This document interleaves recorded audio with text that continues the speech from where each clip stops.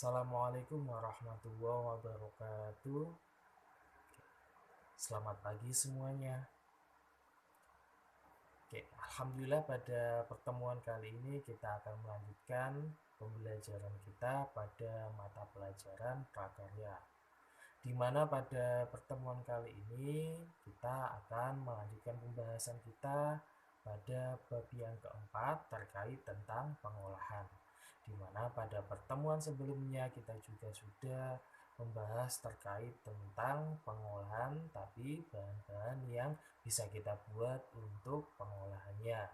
Dan pada pertemuan kali ini kita akan membahas terkait tentang teknik yang bisa kita pakai untuk mengolah bahan dari beberapa bahan yang kita bahas di pertemuan sebelumnya.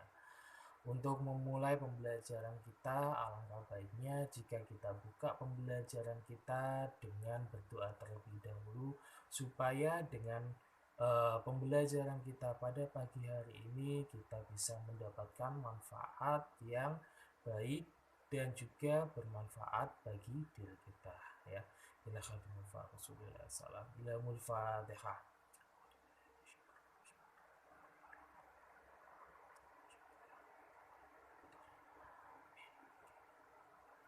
Oke, anak-anakku semua yang ada di kelas 8, pada pertemuan kali ini kita akan membahas terkait tentang teknik pengolahan bahan makanan yang dari sekiranya belum matang menjadi siap kita konsumsi. Di mana untuk teknik yang akan kita bahas pada pertemuan kali ini kita akan membahas terkait tentang teknik pengolahan panas basah, ya.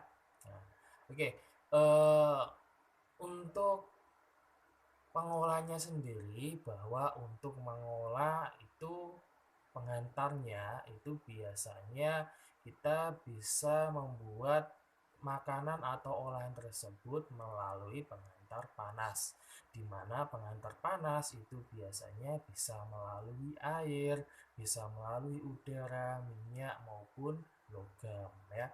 Untuk teknik pengolahan panas basah sendiri adalah panas yang bisa dihantarkan pada makanan melalui air, kaldu, saus, santan, susu, dan juga melalui uap. Itu adalah beberapa cara agar makanan bisa kita kelola dengan baik. Tadi bisa untuk penghantar panas sendiri itu bisa melalui air, udara, minyak, dan logam. Dan penghantarannya itu bisa melalui air, kaldu, saus, santan, susu, dan juga uap.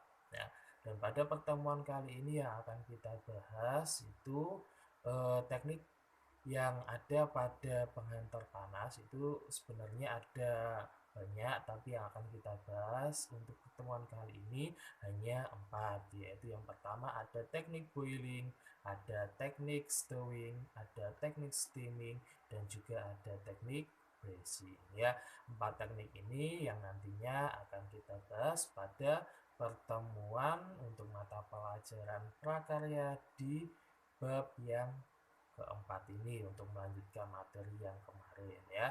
Tadi yang akan kita bahas adalah teknik panas basah, yaitu teknik boiling, ada teknik stewing, ada teknik steaming, dan juga ada teknik braising. Ya, itu untuk teknik yang akan kita bahas pada pertemuan pagi hari ini. Yang pertama yang akan kita bahas adalah teknik pengolahan panas melalui teknik boiling, ya. Teknik boiling ini secara simpelnya teknik yang kita gunakan dengan cara merebus air, ya, yang mendidih dengan suhu sekitaran 100 derajat Celcius, di mana untuk cara merebusnya ini biasanya kita bisa menggunakan panci, di mana yang biasanya kita rebus dengan teknik boiling ini kita bisa menggunakan bahan telur, ya, di mana telur itu biasanya kita rebus supaya matang dengan kisaran air yang mendidih sekitar 100 derajat Celcius. Untuk pengolahannya sendiri kita bisa menggunakan teknik soft, medium, dan juga hard ya.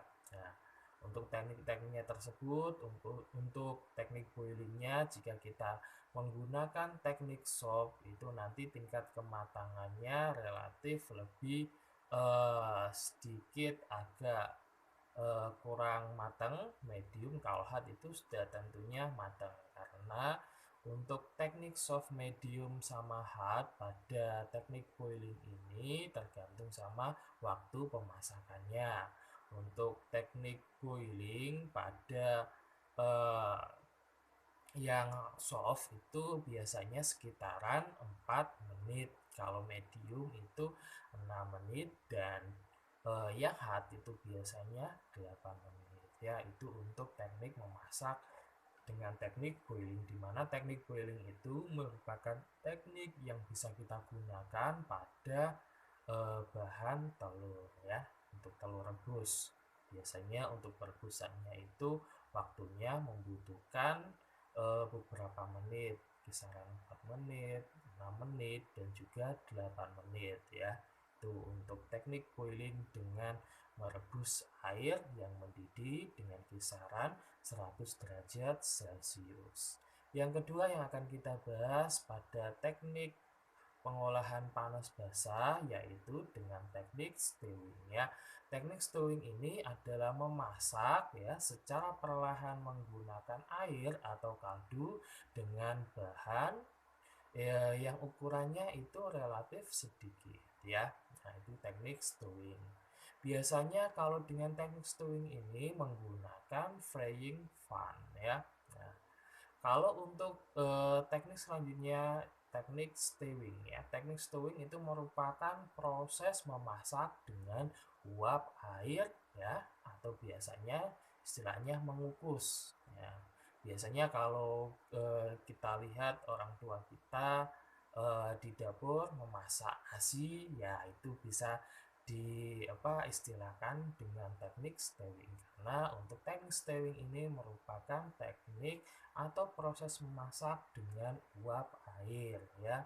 Nah, kalau kalian pernah melihat orang tua kalian memasak ya, pasti kamu bisa tahu, oh itu merupakan teknik stewing atau teknik dengan memasak dengan uap air ya. Itu contohnya dengan mengukus nasi ya, itu teknik stewing. Selanjutnya yang terakhir adalah teknik braising ya. Teknik braising ini merupakan proses memasak dengan sedikit cairan. Proses braising ini juga bisa kita masak dengan menggunakan bahan dari hewani maupun nabati, di mana hewani itu biasanya kita olah dengan bahan-bahan yang berupa daging-dagingan, bisa berupa daging sapi, kambing, kerbau, dan lain sebagainya. Yang mana nanti untuk proses braising ini nanti kita akan mendapatkan warna kecoklatan, karena pada teknik braising ini biasanya kita menggunakan media panggang ya. Nah, atau bisa juga kita menggunakan media yang dari logam. Nah, untuk teknik pengolahan panas basah menggunakan teknik braising ini, karena menggunakan sedikit cairan, biasanya cairannya itu hanya sepertiganya saja dari air ya. Untuk teknik hewani tadi yang bisa kita gunakan dari daging-dagingan, yang mana nanti prosesnya itu kita memprosesnya itu sampai kecoklatan. Tapi beda halnya jika kita memproses teknik braising ini dengan menggunakan bahan nabati. Nah, bahan nabati itu adalah bahan yang kita gunakan dengan uh, atau kita peroleh dari tumbuh-tumbuhan atau sayur-sayuran. Contohnya, jika kita ingin membuat bahan dari proses braising dengan nabati, kita bisa menggunakan bahan dari sayur daun kol. Sayur daun kol itu bisa kita gunakan dengan teknik brushing ini ya. Kita masukkan ke dalam logam tadi, terus kita masukkan ke dalam oven, kita tunggu nanti untuk tekniknya tadi itu. Tapi untuk teknik yang nabati ini tidak sampai kecoklatan ya, hanya saja nanti untuk daun kolnya itu nanti menjadi layu dan agak segar ya. Nah, itu untuk teknik brushing ya. Oke, itu saja untuk pertemuan pada pagi hari ini mengenai teknik pengolahan panas basah. Di mana untuk pengolahan panas basah tadi ada 4 yang kita bahas, yaitu pertama ada boiling, yaitu teknik merebus dengan air mendidih. Juga ada steaming, yaitu memasak secara perlahan menggunakan air atau kaldu. eh, dengan ukuran bahannya itu lebih sedikit. Untuk steaming itu merupakan proses memasak dengan uap air atau mengukus. Sedangkan untuk braising itu adalah proses memasak yang sedikit cairan dengan menggunakan bahan bisa berupa hewani maupun bisa berupa nabati ya. Itu saja untuk pertemuan kita pada pagi hari ini. Dan untuk tugas kalian di rumah, kalian bisa mengamati atau bisa memasak telur. Siapkan 3 telur, nanti lihat karakteristiknya ya, baik itu cara merebus dengan teknik boiling ya.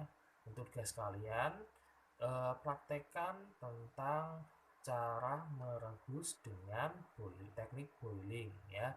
Nanti telurnya silakan kalian rebus selama 4 menit, 6 menit, dan 8 menit. Coba kalian nanti lihat karakteristik dari telur tersebut. Adakah perbedaan antara telur yang direbus dengan proses 4 menit, 6 menit, dan 8 menit. Ya, nanti kalian amati karakteristik dari telur tersebut dan nanti bisa dikirim jawabannya ke melalui WA pribadi ya. Itu saja untuk pertemuan kita pada pagi hari ini. Kurang lebihnya mohon maaf. Akhirul kalam. Assalamualaikum warahmatullahi wabarakatuh.